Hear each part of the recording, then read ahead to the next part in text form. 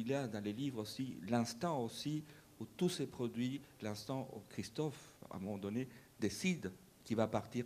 Donc, et souvent, ça revient dans les livres, il y a un instant où tout cessait. Comment est-ce que ça se déclenche cet instant-là? Oui, parce qu'on essaye de coaguler les moments. C'est-à-dire, il y a des grandes lenteurs, on est un peu dans des descriptions de la ville de Lisbonne. J'ai une passion pour la ville de Lisbonne, aujourd'hui et à cette époque, parce que c'est la ville de la tolérance. Il faut savoir que le royaume du Portugal s'était dégagé de l'emprise arabe bien longtemps avant. Pardonnez-moi, la tolérance de la journée, mais à ce moment-là, les soirs, chacun chez soi. Oui, oui, oui. C'est un peu ça, non? Oui, alors, ils se mêlaient pendant la journée, mais chaque communauté habitait une partie de la ville. Hein, il y avait une ville juive, une ville arabe, une ville chrétienne, etc.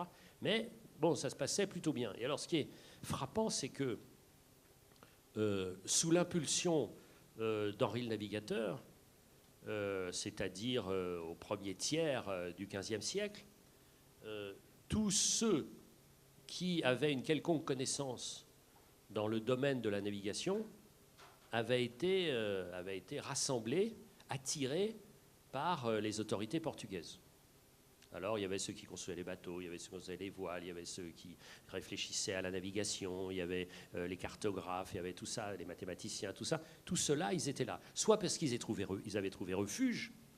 Par exemple, les cartographes de Majorque, dans la grande tradition de la cartographie mallorquine, avaient trouvé refuge là. Et vous, ceux qui veulent, trouveront des exemples ici de ce que c'est que le formidable Atlas catalan.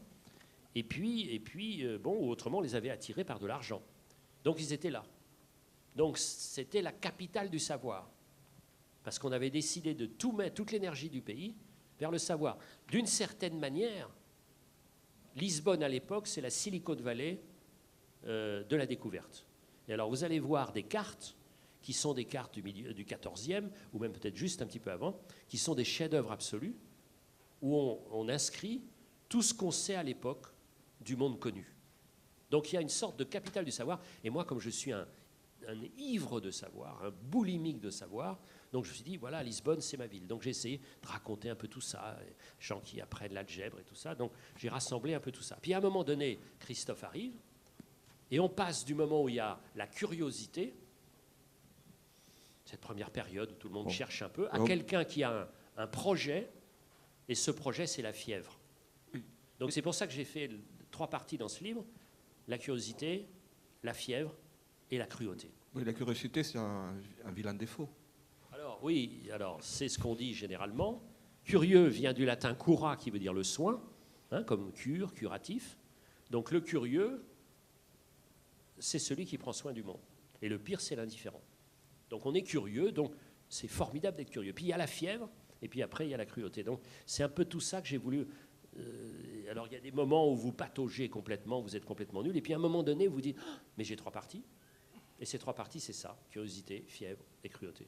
Donc vous voyez, tout s'ordonne. Ce qui... Alors il y a tout le monde, les gens écrivent de façon très très très différente, mais pour moi, il y a des livres que j'écris extrêmement vite. Par exemple, comme j'étais à Versailles, j'adorais Versailles, j'ai écrit mon petit livre sur le nôtre en pas 3 semaines. J'ai commencé, 3 semaines c'était fait. Et puis il y a des livres, l'exposition coloniale c'est 8 ans, celui-là c'est 5 ans et demi. Donc il y en a où on sent bien que la matière première c'est le temps. Et on part seul comme ça, et puis on mijote, on macère, et puis on est dans sa soupe. Vous savez, comme au début on parle de la création du monde, il y a une sorte de soupe originelle. Ben, c'est un peu ça le roman. Il y a un moment donné, quelque chose, une sorte de bulle, sort de la soupe. Voilà. Donc vous avez devant vous une soupe. Mais en même temps, comme on dit quelqu'un de curieux, c'est quelqu'un qui a soif de connaissances, mais d'après ce que j'ai compris, je ne sais pas si c'est la réalité ou pas, c'est les romanciers aussi qui parlent, Christophe et Bartholomé ont été nourris d'ignorance. Au départ, justement, les parents, d'après ce que j'ai compris, ne voulaient pas justement cette soif de connaissances parce que la mer, c'était un danger. Et ça avait peur, ça habitait un port, ça avait peur qu'il parte loin parce qu'il avait la mer. La mer, c'était une sorte d'adversaire aussi. Alors ça, j'ai quand même inventé, hein, parce que J'imagine, oui. parce que je parle devant. Non, mais c'est intéressant de parler Jean. d'ignorance, parce qu'il là Oui. aussi, il est beaucoup question d'ignorance. Non, mais Et après, on va parler des connaissances. je parle devant un des plus grands connaisseurs, Jean-Paul Duviols. Jean-Paul Duviols, qui est un immense professeur, qui est le meilleur connaisseur de toutes ces questions de ce monde d'Espagne et du Portugal. Et donc j'ai un peu peur quand même. Mais j'imagine une mère qui a 3 fils, qui habite le port de Gênes.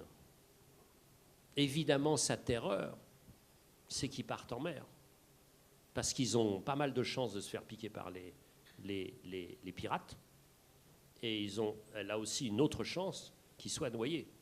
Donc j'imagine assez logiquement que la mère aimerait beaucoup mieux qu'ils fassent un autre métier. Donc leur interdit le plus possible d'aller au bord de l'eau. Mais évidemment, rien n'y fait, premièrement. Deuxièmement, il fallait que je trouve l'incarnation dans des personnages. C'est ça le roman, hein. On incarne, ce n'est pas des idées, ce n'est pas des essais. On doit incarner dans des personnages cette période très longue, qui est quand même très fascinante. Bien sûr, je simplifie, où vous avez une chape de plomb qui pèse sur toute l'Europe en ce qui concerne la connaissance qu'on a du monde. Ce qui est quand même frappant, c'est que dans le monde grec et puis tous ceux qui, enfin, et les extensions, c'est-à-dire dans le Proche-Orient, il semblerait que 6 siècles avant Jésus-Christ, on sache clairement que la Terre est ronde. On sait que 260 avant Jésus-Christ, un homme, Ératosthène, le directeur de la bibliothèque d'Alexandrie, a mesuré la taille de la Terre avec les ombres et le pas des chameaux. C'est-à-dire, il mesure les ombres à un endroit où il n'y a pas d'ombre, au solstice d'été, et puis un autre endroit où il y a de l'ombre, un peu plus loin. Et donc, il mesure la distance tant bien que mal avec les chameaux, et donc il en déduit la taille de la Terre avec 5% d'erreur. 260 avant Jésus-Christ. Et pendant 17 siècles, on continuera à faire des cartes d'une Terre considérée comme plate. Donc c'est hallucinant, premièrement. Et deuxièmement, et plus généralement, il y a 2 lignes, mais je simplifie à outrance, 2 lignes dans l'Église catholique. Il y a une ligne qui est de dire « attention à l'intelligence ». Elle vous éloigne de Dieu. Je simplifie encore, c'est plutôt la ligne augustinienne. Donc il faut privilégier la sainte ignorance, puisque l'important dans la foi, c'est les mystères que vous ne comprendrez jamais. Hein, quand vous essayez de comprendre les mystères de Dieu, c'est comme vider la mer avec une cuillère. Donc restez dans la sainte ignorance. Et puis il y a une autre ligne, simplifions encore les dominicains, qui dit au contraire, il faut comprendre, puisque Dieu c'est la création, mieux vous comprenez la création, plus vous vous approchez de Dieu. Donc il y a la bataille entre les deux, entre la sainte ignorance. Alors j'imagine que la mère très bigote, ce qui était probable, entraîne les enfants dans la sainte ignorance, alors que le père veut que ses enfants s'en sortent mieux que lui, et veut au contraire leur apprendre les mathématiques et d'autres disciplines. Donc ça, c'est assez typique du roman. Il faut que ça soit probable. Vous n'avez pas de source. Il faut vraiment que ça soit... Et vous incarnez des choses qui dépassent. Et donc, comme on dit, vous savez, Dieu ou le diable, et les deux, c'est pareil, sont dans les détails. Le romancier, il est dans le détail. Et la merveille du roman, c'est pour ça que c'est aussi comme en général, les romans, c'est toujours des romans sur le roman. C'est des mensonges au service de la vérité, quelque part. Voilà, vous savez que ce que disait Aragon, il disait « Qu'est-ce qu'un roman ? C'est le mentir vrai. On ment, et ce mensonge va plus loin que la vérité. » Et je prends un exemple toujours avec Madame Bach, qui m'a... Évidemment, un livre qui m'a demandé beaucoup et qui vraiment me touche toujours beaucoup, c'est qu'il y a une différence très très claire entre le roman et le reportage. Vous prenez une femme africaine, vous racontez sa vie, c'est un reportage. Vous prenez 3, 4, 5 femmes africaines, vous les rassemblez, vous en faites un personnage, c'est un roman. Donc, ces personnages, aucune n'est vraie, c'est un mensonge. Mais ce mensonge, normalement, va plus loin que la simple vérité. Et c'est pour ça, d'ailleurs, que le roman, construire un roman, ça ressemble tellement à construire un bateau, puisque quand vous avez bien construit votre roman, bien construit votre personnage, il s'en va tout seul.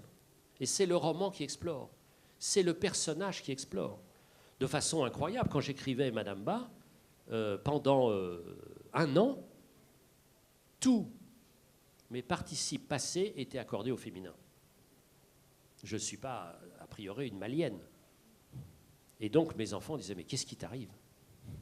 Donc, il y a ce phénomène comme ça qui m'intéresse bien de passer entre le mensonge et la vérité. Et alors, on retrouvera cette question du mensonge et de la vérité avec Christophe Colomb. Parce qu'après ces années de travail, quand Christophe Colomb présente son projet aux mathématiciens, les mathématiciens qui sont les meilleurs d'Europe, disent à Colomb, vous avez fait 2 mensonges, monsieur le Génois. Le premier mensonge, c'est que vous avez considéré que le globe terrestre, votre globe terrestre, est beaucoup, beaucoup, beaucoup plus petit que dans la réalité, premièrement. Mais deuxièmement, vous avez fait une autre erreur, intéressée. Une autre erreur qui est pire. Vous avez considéré que le continent qui est formé par l'Europe et l'Asie est beaucoup plus long que dans la réalité. Et nous avons bien vu votre manège, monsieur le Génois. C'est que si le globe terrestre est plus petit et si l'Asie est plus longue, le voyage entre le Portugal et l'Asie est beaucoup plus court. La mer est étroite, donc c'est possible dans votre tête. Mais il y a seulement dans votre tête que c'est possible. Parce que dans la réalité, vous aurez un voyage impossible à faire, étant donné la taille des bateaux.